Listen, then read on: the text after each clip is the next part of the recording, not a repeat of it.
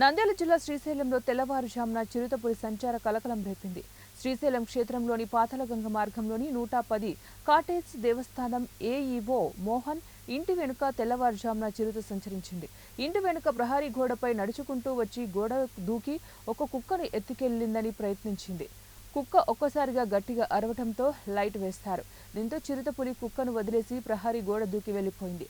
చిరుతపులి సంచారం మొత్తం ఏఈఓ మోహన్ ఇంటి వెనుక సీసీ కెమెరాల్లో చిరుతపులి సంచార దృశ్యాలు రికార్డయ్యాయి.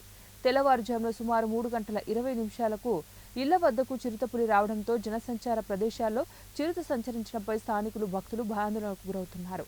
అయితే శ్రీశైల క్షేత్రపతి అటవీ ప్రాంతానికి దగ్గరగా చుట్టూ దట్టమైన నల్లమల్ల అటవీ ఉండటంతో తరచూ అనేక సార్లు చిరుతలు సంచరించడంలోకి వస్తున్నాయంటూ అటవీ ప్రాంతంలోకి వెళ్లడం పరిపాటిగా మారింది.